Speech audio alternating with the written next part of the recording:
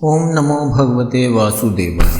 पांचवा अध्याय देवताओं का ब्रह्मा जी के पास जाना और ब्रह्माकृत भगवान की स्तुति। श्री सुखदेव जी कहते हैं, परीक्षित, भगवान की यह गजेंद्र मोक्ष की पवित्र लीला समस्त पापों का नाश करने वाली है। इसे मैंने तुम्हें सुना दिया। अब रैवत मनवंतर की कथा सुनो। पांचवें मनु का नाम था रैवत। वे चौथे मनु तामस के सगे भाई थे। उनके अर्जुन, बलि, विंध्य आदि कई पुत्र थे। उस मनवंतर में इंद्र का नाम था विभु और भूत्रय आदि देवताओं के प्रधान गण थे। परीक्षित, उस समय हिरण्यरोमा, वेदशिरा, उधर बाहु आदि सप्तऋषि थे।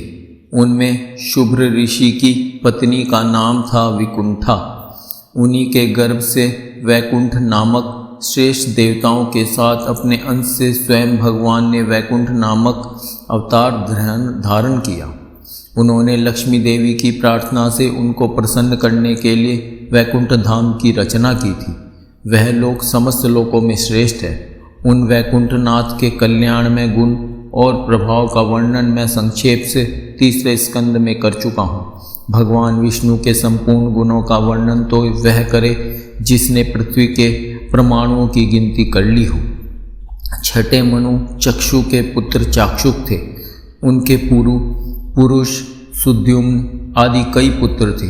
इंद्र का नाम था मंत्रद्युम्न और प्रधान देवगण थे। आप्य आदि उस मनवंतर में हविष्यमान और विरक आदि सप्तऋषि थे। जगतपति भगवान ने उस समय भी वैराज की पत्नी संभूति के गर्भ से अजीत नाम का अंशावतार ग्रहण किया था। उन्होंने ही समुद्र मंथन करके देवताओं को अमृत पिलाया था तथा वे ही कच्छप रूप धारण करके मंद्राचल की मथानी के आधार बने थे। राजा परीक्षित ने पूछा, भगवान ने क्षीर सागर का मंथन कैसे किया? उन्होंने कच्छप रूप धारण करके किस कारण और किस उद्देश्य से मंद्राचल को अपनी पीठ पर धारण किया? देवताओं को उस समय अमृत कैसे मिला? और भी कौन कौन सी वस्तुएं समुद्र से निकली? भगवान की यह लीला बड़ी ही अद्भुत है। आप कृपा करके अवश्य सुनाइए। आप भक्तवत्सल भगवान की महिमा का ज्यों ज्यों वर्णन करते हैं त्यों ही त्यों मेरा हृदय उसको और भी सुनने के लिए उत्सुक होता जा रहा है। अघाने का तो नाम ही नहीं लेता।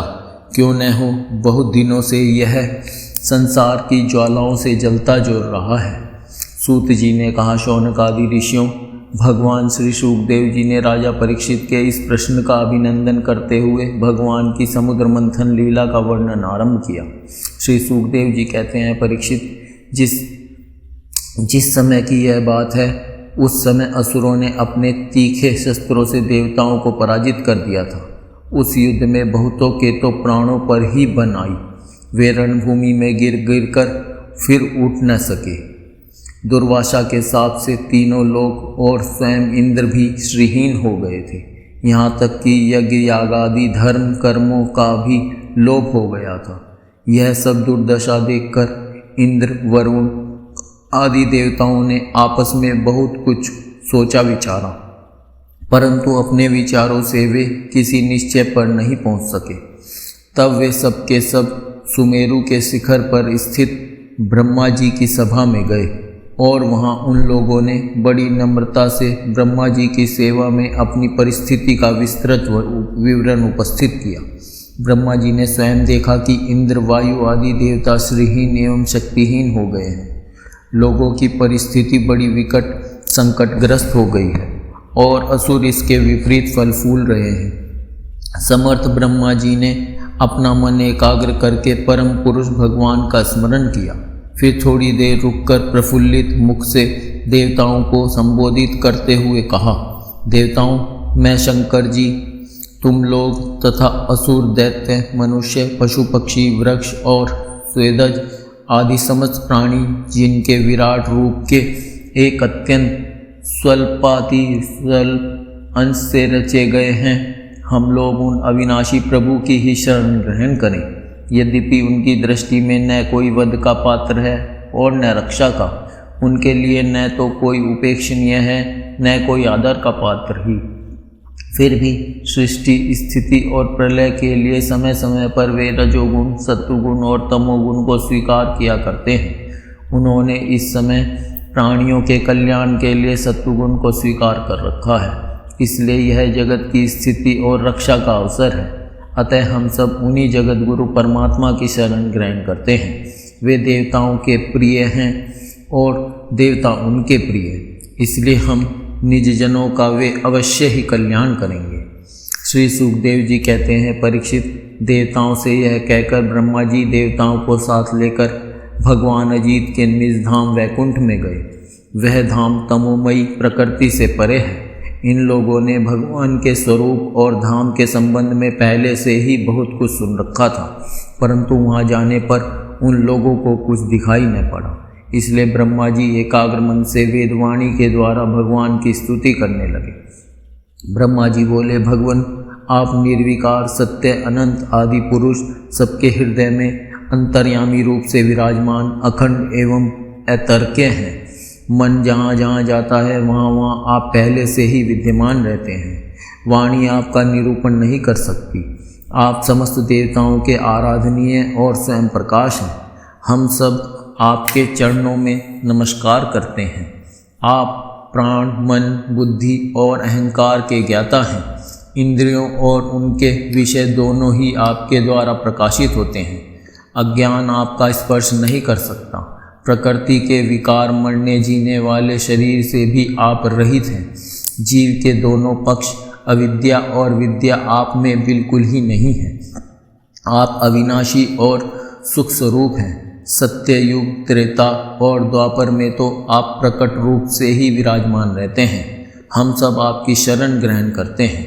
यह शरीर जीव का एक मनोमय चक्र, रथ का पहिया है। 10 इंद्रिय और 5 प्राण, ये 15 इसके अरे हैं। सत्व, रज और तम, ये 3 गुण इसकी नाभि हैं। पृथ्वी, जल, तेज, वायु, आकाश, मन, बुद्धि और अहंकार, ये 8 इसमें नेमी पहिए का घेर है।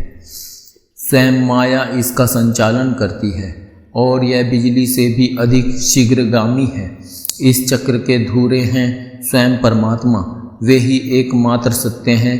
हम उनकी शरण में हैं, जो एकमात्र ज्ञान स्वरूप, प्रकृति से परे एवं अदृश्य हैं, जो समस्त वस्तुओं के मूल में स्थित अव्यक्त हैं और देश, काल अथवा वस्तु से जिनका पार नहीं पाया जा सकता, वही प्रभु इस जीव के हृदय में अंतर्यामी रूप से विराजमान रहते हैं। विचारशील मनुष्य भक्ति योग के द्वारा उन्हीं की आराधना करते हैं। जिस माया से मोहित होकर जीव अपने वास्तविक लक्ष्य अथवा स्वरूप को भूल गया है, वह उन्हीं की है और कोई भी उसका पार नहीं पा सकता। परंतु सर्वशक्तिमान प्रभु अपनी उस माया तथा उसके गुणों को अपने वश में करके समस्त प्राणियों के हृदय में समभाव से विचरण करते रहते हैं। जीव अपने पुरुषार्थ से नहीं, उनकी कृपा से ही उन्हें प्राप्त कर सकता है। हम उनके चरणों में नमस्कार करते हैं। यों तो हम देवता एवं ऋषिगण भी उनके परम प्रिय सत्वमय शरीर से ही उत्पन्न हुए हैं, फिर भी उनके बाहर भीतर एक रस प्रकट वास्तविक स्वरूप को नहीं जानते। तब रजोगुण एवं तमोगुण प्रधान असुर आदि तो उन्हें जान ही कैसे सकते हैं। उन्हीं प्रभु के चरणों में हम नमस्कार करते हैं। उन्हीं की बनाई हुई यह पृथ्वी उनका चरण है। इसी पृथ्वी पर जरायुज, अंडज, स्वेदज और उद्भिज, ये 4 प्रकार के प्राणी रहते हैं। वे परम स्वतंत्र, परम ऐश्वर्यशाली, पुरुषोत्तम परब्रह्म हम पर प्रसन्न हो। यह परम शक्तिशाली जल उन्हीं का वीर्य है। इसी से तीनों लोक और समस्त लोकों के लोकपाल उत्पन्न होते, बढ़ते और जीवित रहते हैं। वे परम ऐश्वर्यशाली परब्रह्म हम पर प्रसन्न हो। श्रुतियाँ कहती हैं कि चंद्रमा उस प्रभु का मन है। यह चंद्रमा समस्त देवताओं का अन्न, बल एवं आयु है। वही वृक्षों का सम्राट एवं प्रजा की वृद्धि करने वाला है। ऐसे मन को स्वीकार करने वाले परम ऐश्वर्यशाली प्रभु हम पर प्रसन्न हो। अग्नि प्रभु का मुख है। इसकी उत्पत्ति ही इसलिए हुई है कि वेद के यज्ञ, यागादि कर्मकांड पूर्ण रूप से संपन्न हो सकें। यह अग्नि ही शरीर के भीतर जठराग्नि रूप से और समुद्र के भीतर बड़वानल के रूप से रहकर उनमें रहने वाले अन्न, जल आदि धातुओं का पाचन करता रहता है। और समस्त द्रव्यों की उत्पत्ति भी उसी से हुई है। ऐसे परम ऐश्वर्यशाली भगवान हम पर प्रसन्न हो, जिनके द्वारा जीव देवयान मार्ग से ब्रह्मलोक को प्राप्त होता है, जो वेदों की साक्षात मूर्ति और भगवान के ध्यान करने योग्य धाम है, जो पुण्य लोक स्वरूप होने के कारण मुक्ति के द्वार एवं अमृतमय है और काल रूप होने के कारण मृत्यु भी है। ऐसे सूर्य जिनके नेत्र हैं, वे परम ऐश्वर्यशाली भगवान हम पर प्रसन्न हो। प्रभु के प्राण से ही चराचर का प्राण तथा उन्हें मानसिक, शारीरिक और इंद्रिय संबंधी बल देने वाला वायु प्रकट हुआ है। वह चक्रवर्ती सम्राट है, तो इंद्रियों के अधिष्ठात्र देवता हम सब उनके अनुचर। ऐसे परम ऐश्वर्यशाली भगवान हम पर प्रसन्न हो, जिनके कानों से दिशाएं, हृदय से इंद्रिय गोलक और नाभि से वह आकाश उत्पन्न हुआ है, जो पांचों प्राण, अपान, उदान, समान और व्यान, 10 इंद्रिय, मन, पांचों असु, नाग, कूर्म, क्रकल, देवदत्त और धनंजय एवं शरीर का आश्रय है। वे परम ऐश्वर्यशाली भगवान हम पर प्रसन्न हो, जिनके बल से इंद्र, प्रसन्नता से समस्त देवगण, क्रोध से शंकर, बुद्धि से ब्रह्मा, इंद्रियों से वेद और ऋषि तथा लिंग से प्रजापति उत्पन्न हुए हैं। वे परम ऐश्वर्यशाली भगवान हम पर प्रसन्न हो, जिनके वक्ष स्थल से लक्ष्मी, छाया से पितृगण, स्तन से धर्म, पीठ से अधर्म, सिर से आकाश और विहार से अप्सराएं प्रकट हुई हैं। वे परम ऐश्वर्यशाली भगवान हम पर प्रसन्न हो, जिनके मुख से ब्राह्मण और अत्यंत रहस्यमय वेद, भुजाओं से क्षत्रिय और बल जंघाओं से वैश्य और उनकी वृत्ति, व्यापार, कुशलता तथा चरणों से वेद बाह्य, शूद्र और उनकी सेवा आदि वृत्ति प्रकट हुई है। वे परम ऐश्वर्यशाली भगवान हम पर प्रसन्न हो, जिनके अधर से लोभ और ओष्ठ से प्रीति, नासिका से कांति, स्पर्श से पशुओं का प्रिय काम, भौहों से यम और नेत्रों के रोमों से काल की उत्पत्ति हुई है। वे परम ऐश्वर्यशाली भगवान हम पर प्रसन्न हो। पंचभूत, काल, कर्म, सत्वादि गुण और भी जो कुछ विवेकी पुरुषों के द्वारा बाधित किए जाने योग्य निर्वचनीय या अनिर्वचनीय विशेष पदार्थ हैं, वे सबके सब भगवान की योग माया से ही बने हैं, ऐसा शास्त्र कहते हैं। वे परम ऐश्वर्यशाली भगवान हम पर प्रसन्न हो, जो माया निर्मित गुणों में दर्शनादि वृत्तियों के द्वारा आसक्त नहीं होते, जो वायु के समान सदा सर्वदा असंग रहते हैं, जिनमें समस्त शक्तियाँ शांत हो गई हैं, उन अपने आत्मानंद के लाभ से परिपूर्ण आत्मस्वरूप भगवान को हमारे नमस्कार हैं।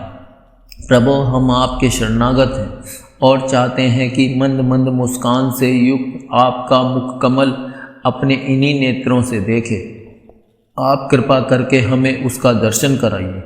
प्रभु, आप समय समय पर स्वयं ही अपनी इच्छा से अनेकों रूप धारण करते हैं और जो काम हमारे लिए अत्यंत कठिन होता है उसे आप सहज में ही कर देते हैं। आप सर्वशक्तिमान हैं, आपके लिए इसमें कौन सी कठिनाई है। विषयों के लोभ में पड़कर जो देहाभिमानी दुख भोग रहे हैं, उन्हें कर्म करने में परिश्रम और क्लेश तो बहुत अधिक होता है, परंतु फल बहुत कम निकलता है। अधिकांश में तो उनके विफलता ही हाथ लगती है, परंतु जो कर्म आपको समर्पित किए जाते हैं, उनके करने के समय ही परम सुख मिलता है। वे स्वयं फल रूप ही हैं। भगवान को समर्पित किया हुआ छोटे से छोटा कर्माभास भी कभी विफल नहीं होता, क्योंकि भगवान जीव के परम हितैषी, परम प्रियतम और आत्मा ही है। जैसे वृक्ष की जड़ को पानी से सींचना उसकी बड़ी बड़ी शाखाओं और छोटी छोटी डालियों को भी सींचना है, वैसे ही सर्वात्मा भगवान की आराधना संपूर्ण प्राणियों की और अपनी भी आराधना है, जो तीनों काल और उससे परे भी एक रस स्थित है, जिनकी लीलाओं का रहस्य तर्क वितर्क के परे है, जो स्वयं गुणों से परे रहकर भी सब गुणों के स्वामी हैं तथा इस समय सत्वगुण में स्थित हैं। ऐसे आपको हम बार बार नमस्कार करते हैं।